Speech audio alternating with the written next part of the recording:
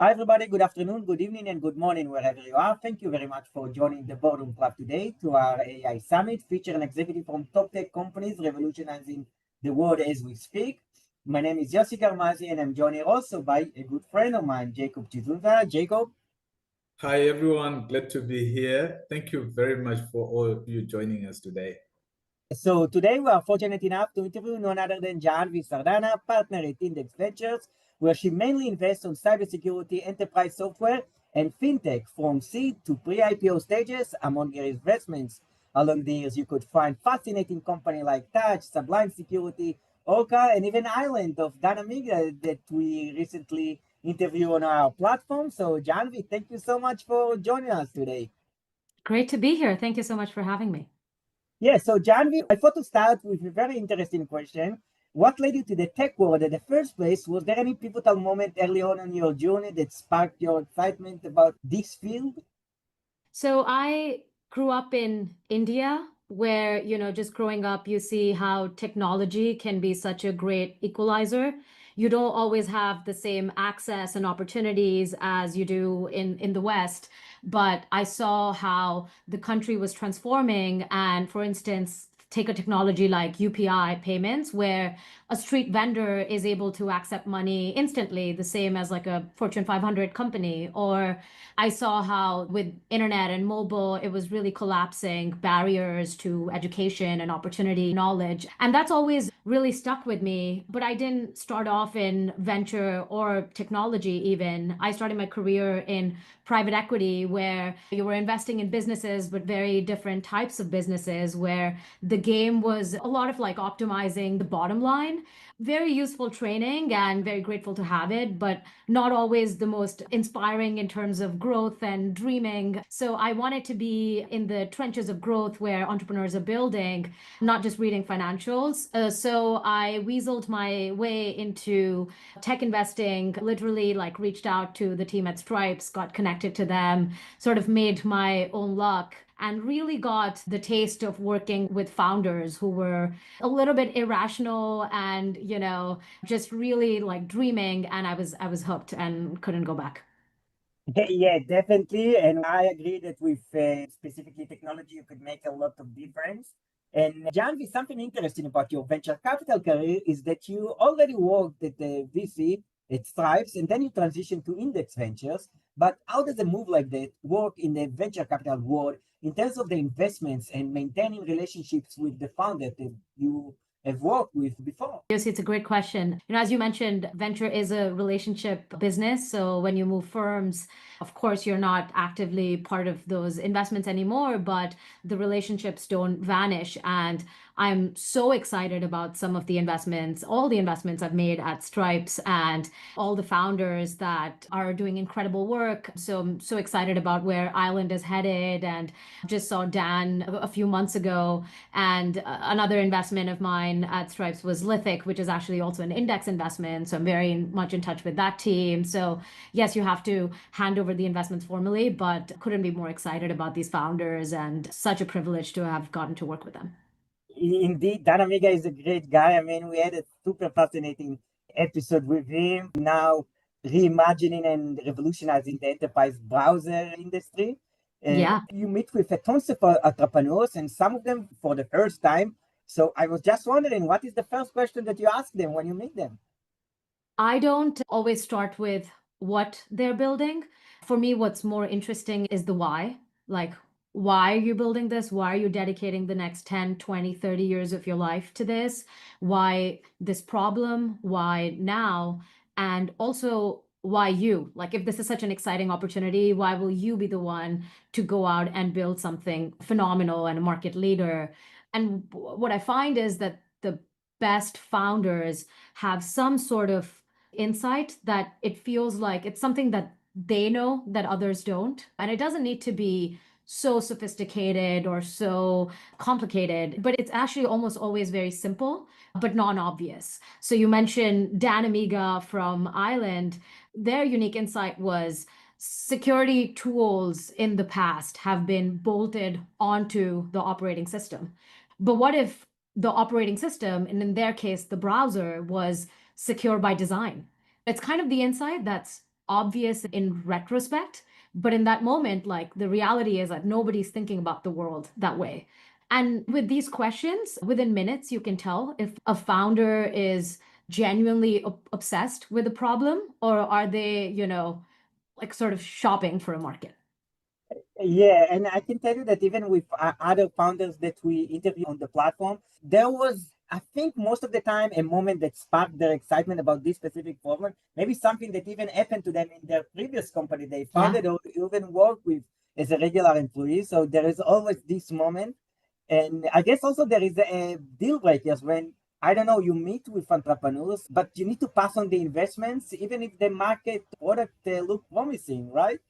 For all our success, there have been our fair share of mistakes. And when you pass on an investment, a lot of times we were wrong to have done it and kick ourselves for having done so. I guess, like in terms of red flags, I think you asked. For me, a lot of times, I can't work with somebody I can't fully trust. You both need to really trust each other. And part of that is being vulnerable with each other. And, founders often, like their entire job is to be selling all the time. But at the same time, can you really be vulnerable and be selling, but at the same time be genuine about what's not working in a business? And if I just feel like you're borderline like constantly selling and sort of not painting an accurate picture of your business, I think it gets really hard to take that leap of faith in an entrepreneur. And then second, I would say is I think the best founders, especially when you're like building a venture scale business, you're almost a bit irrational. So I don't want to work with like founders that are too rational, too smart, too business school. Oh, this is a market, I build this and then I sell this business. You kind of have to be like out of your mind to want to build like a venture-backed, venture scale business. So I look for that, like almost too optimistic about the world and too irrational. That gives me a lot of energy. And that's actually a great segue for my next question, because I guess also you have worked with very technical founders, but what common blind spot that you see when they're starting to even scale their go-to market, for example?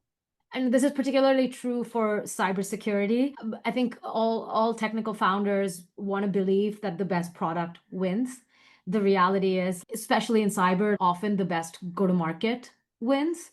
So I think the biggest blind spot often is, technical founders believe that if I just build something amazing, the customers will come.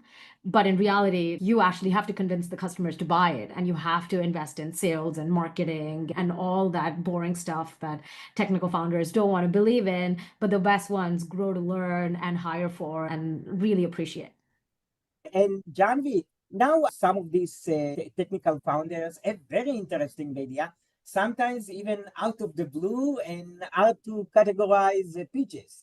When something seems interesting to you, but it's very hard to evaluate, I don't know, something too technical, something very specific, either in cybersecurity or even infrastructure software. How do you vet it in index ventures? Do you need to bring any external experts in order to evaluate the technology ins and outs? Or how does it work in venture capital? Absolutely. It depends on the stage of the company, but we often rely on our whole network of customers and technical experts to go out and evaluate these products. And really, I think it's super interesting oftentimes to understand a product and a problem through the eyes of the customer. So we totally do that.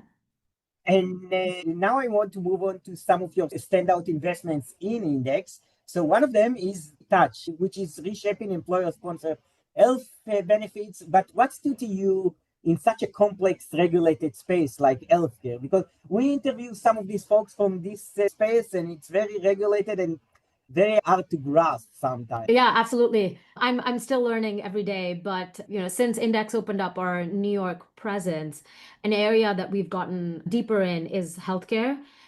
Historically, we haven't been as active in the space. The analogy I like to use is healthcare today feels like what financial services felt like in the late 2000s.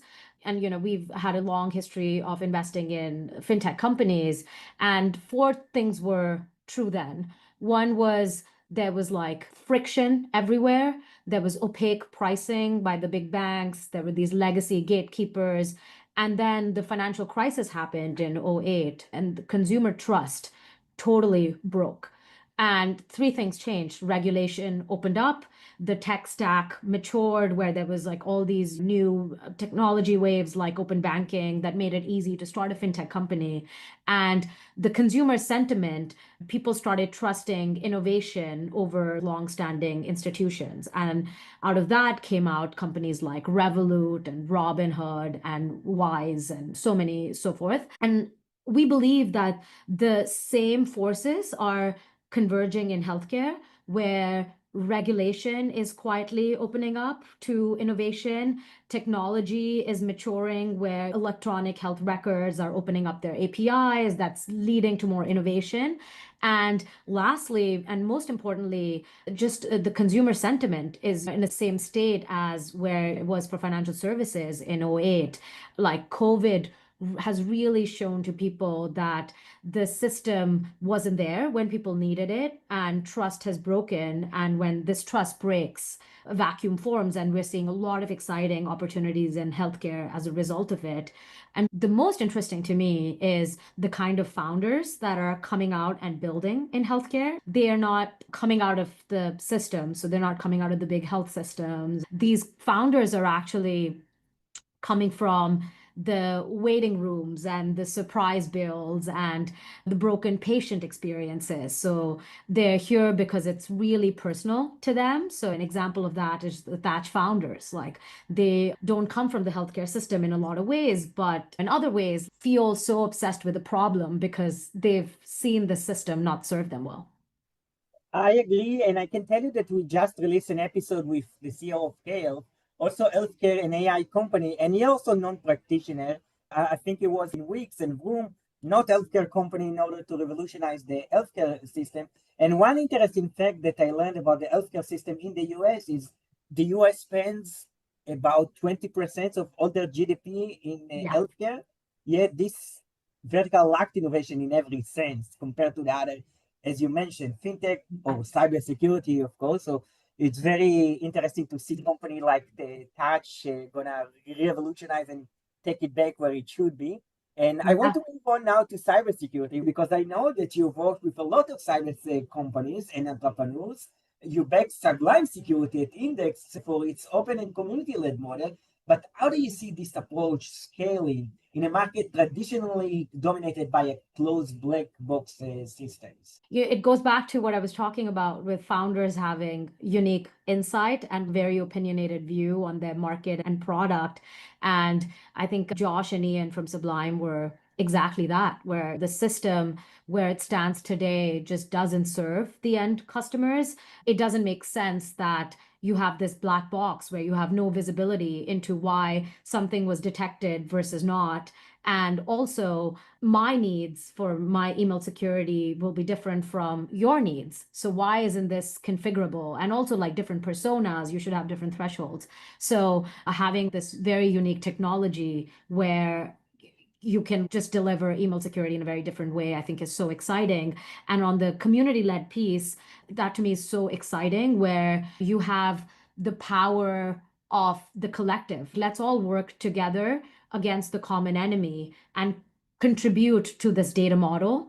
So if we all are together and are constantly building detections against the common enemy, which is the attackers, we will always have the most up-to-date system and the best data model and the best data feed. I'm so excited about all the elements and couldn't be more excited about the company. And one last thing about actually Sublime is that it's very interesting because they've grown entirely, even though they are a cyber company, they've grown entirely through inbound and content, meaning kind of like a product-led growth in a sense. Do you think this kind of growth of bottom-up adoption will become more common in cybersecurity, even though it's maybe not prevalent now? It's very rare in cyber. So when we invested in Sublime, all the growth was organic. They didn't really have any account executives, and they have these big enterprises that sort of came to them because they had this viral adoption among security engineers. To be honest, ultimately, you have to marry that bottom-up adoption with top-down sales as well. But what's super exciting is like that bottom-up adoption can be such a fuel for your brand and distribution and makes it a lot easier to convince the CISO when the step below them are so excited about the product and playing around with it and used to it. We saw that in early days of Sneak is another example where it was developer led, and Sneak is what it is today because of also they married it with top-down adoption. But yeah, I would love to see more companies adopt that model. And you mentioned Sneak, so we're gonna host in roughly 1.5 months. One of the co-founders, he already left, Guy Pugiurani, so he's now in Tesla. Also, which is also an index portfolio company. I know. And yeah, they're kind of like a cursor company, so it's very interesting to see how they're going to revolutionize this space. I mean, I think Series A was 120 million, so it's very promising indeed. And okay, so you've been in cybersecurity space with investments like Orca, Sublime, and Island of Danamiga. And there seems to be a wave of top-tier Israeli and non-Israeli cyber companies, Wiz, Armis, Orca, Sierra, Sublime. Do you expect the continued explosion of more and more sophisticated cyber companies, or there will be maybe more consolidation in the space? I expect both. Cyber is such a fascinating market where you have these dominant players like Palo Alto Networks and CrowdStrike, and it makes a ton of sense. And we, of course, saw the massive CyberArk acquisition by Palo, and it makes a ton of sense for them to use their distribution to continue to launch more products and become platforms.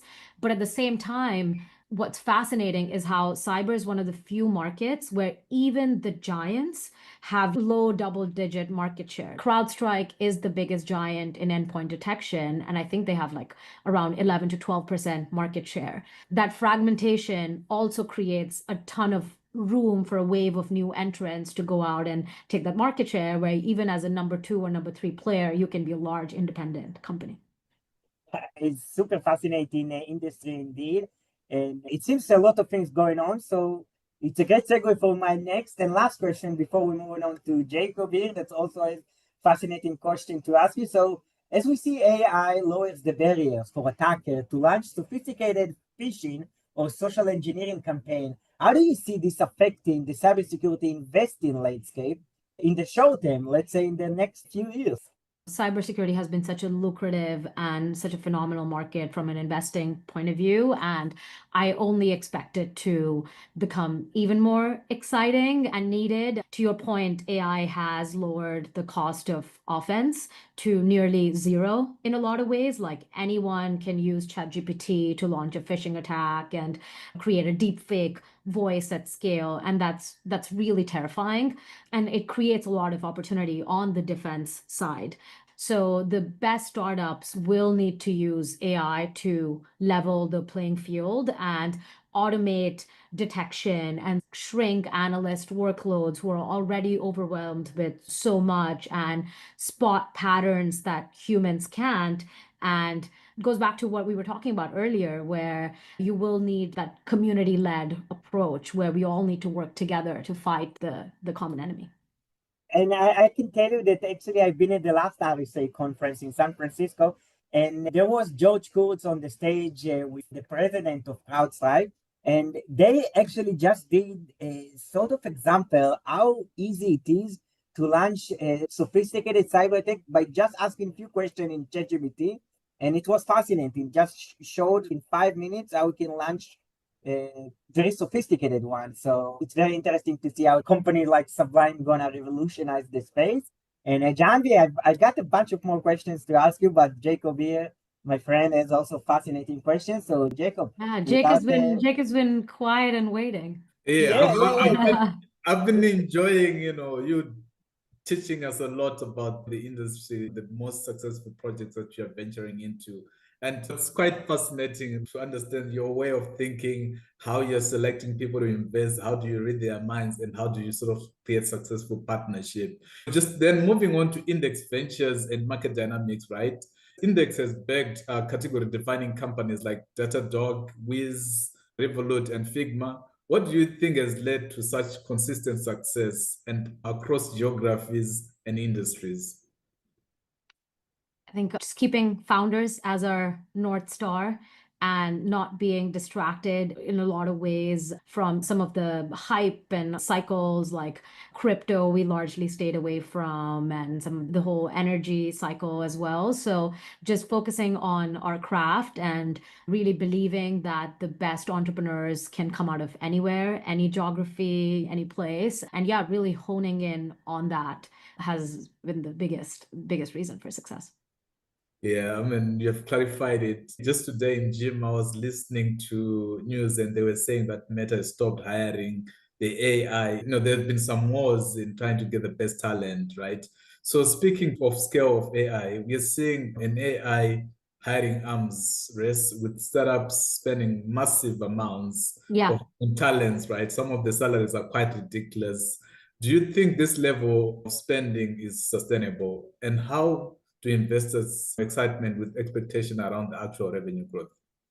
How do they balance? So to your question on the AI talent war and the mind-blowing salary numbers we all are seeing, look, I think if you think about Meta, they're investing $80 billion a year in compute. So if they're willing to pay 300 million plus for top AI talent, that makes a ton of sense. Like if that can change the trajectory of their models and so forth, they can afford to do it. So I guess as eye-watering as that number is, like you can rationalize it. And there are all these analogies going around like sports team and why like AI research talent should be paid the way they're being paid. So that makes sense. I think the challenge is that it creates massive internal culture problems for existing employees where they are the stars and they've been doing super well and have been doing all the right things. And now you like look at this researcher who's getting paid like a crazy amount, and I think it like you have the risk of destroying some morale, and especially when pay gaps are arbitrary and so extreme. So it's going to be really interesting to see. But I think from an investor point of view, where we're investing in like more earlier stage startups, it's definitely top of mind. And startups can't afford to pay researchers $100 million.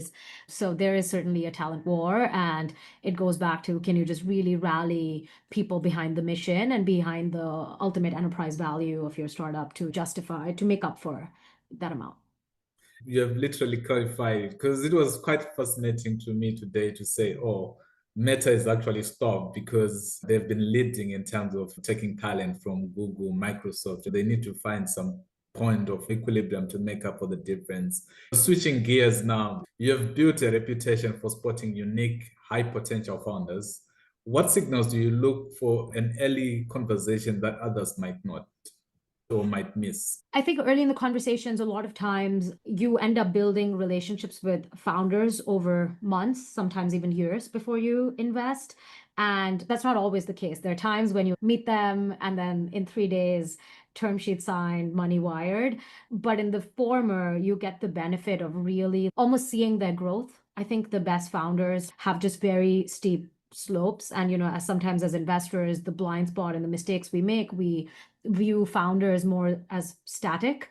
And the only thing that actually matters, it's not where they are, it's where they're going. So even in a month period, like the most astonishing founders, and our business is to invest in astonishing people, you just see how much they've grown and how much they've learned from their mistakes. Founders are always going to be making mistakes, but they never make the same mistake twice. So, I think like that is fascinating to me and such an amazing signal when you look at, oh, what did you do? How did you screw up? And now this time, like, how are you doing it differently? And just especially the younger founders and seeing their growth is an amazing signal. And often you don't always get the privilege and the benefit of it, but when you do, it clarifies a lot of things.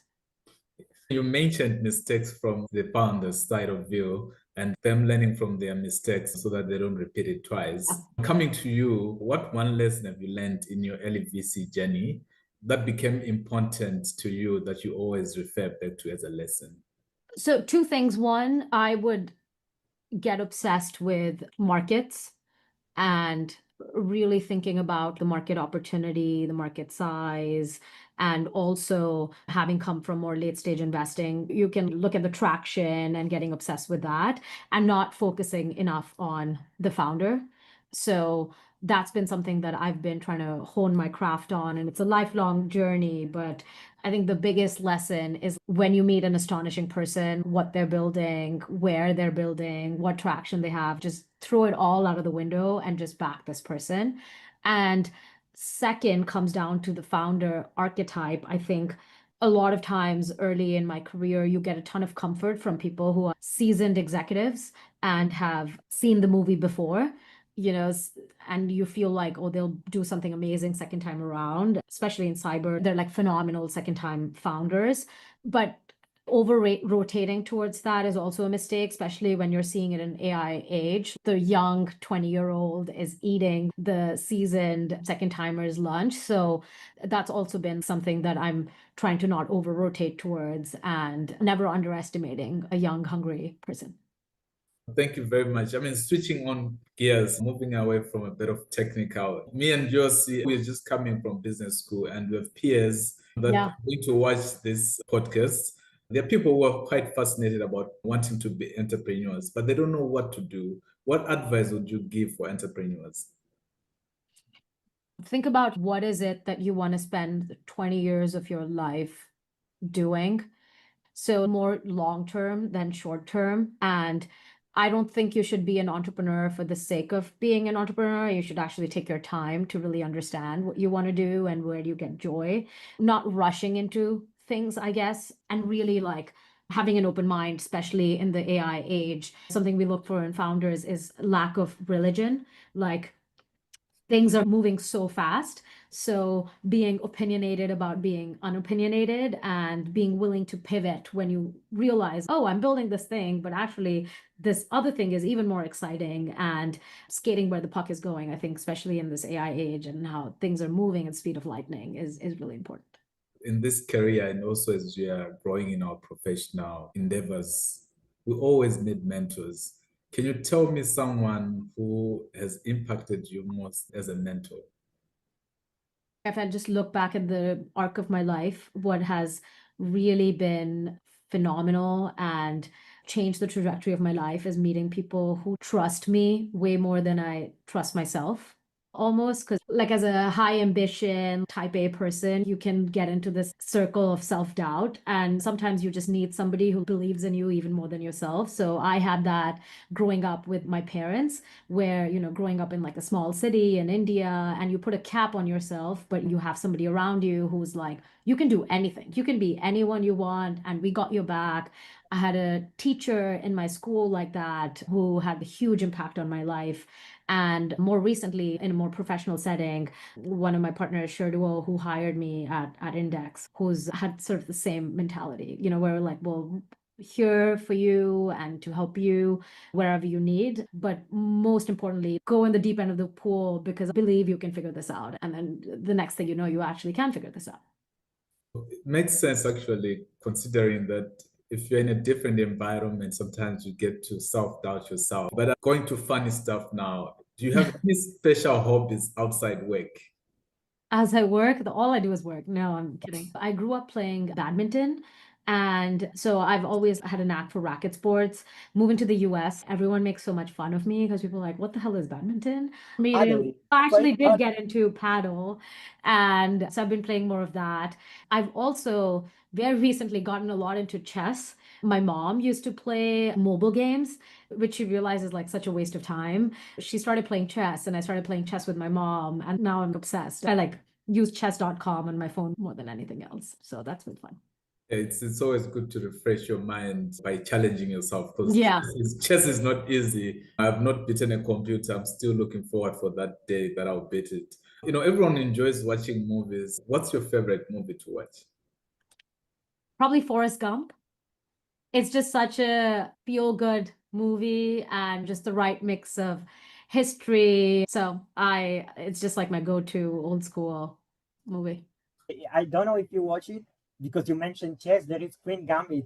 It's I really, know. I need to get on it. I haven't watched really it. good. It's Yeah. only like mini series of 6 episodes, I think, but Yeah. super cool. I'll Yeah. probably take a look also into that. Yeah. Yeah. So What are your guys' favorite movies? hey, for me, I've been someone who enjoyed watching Harry Potter. I don't know. I've read the books and I continuously watch it. I don't know why, but it's just a fascinating movie for me. I love Harry Potter. Never gets old. Yeah. Then last question from me. If you're not doing what you're doing today, what would have been your other profession? Probably a teacher. I feel in any economy, being a teacher is the best profession. And if I were running a country, I would be paying teachers like investment banking salaries and motivating the best people to be teachers over anything else. And I've had like some teachers who have had such an incredible impact on my life. I would find it very rewarding and very fun. That's very honest, considering that, we were made to be what we are because of those teachers. You mentioned you had a teacher who believed in you, who always say that the sky is just the beginning, it's not the end. I appreciate you spending time speaking with us. And I'm going to pass to my friend Yossi to give us the closing remarks and also thanking you for making time to chat with us today. Thank you. Yeah, so Jhanavi, thank you so much for joining us. I mean, you have a fascinating journey from India to the top of Silicon Valley. So always inspiring to listen to your journey. And for everybody else in the audience, so stay tuned. We have other episodes in the AI Summit from the CEO of Sentinel-1, one of the founders of Sneak, CTO of Armis, CEO of Scale, and a bunch of other also VCs like Andreessen Horowitz, Insight. So gonna be fun. Thank you so much again. Of course. Thank you for having me. This was super fun. Yeah. Thank So you. thank you.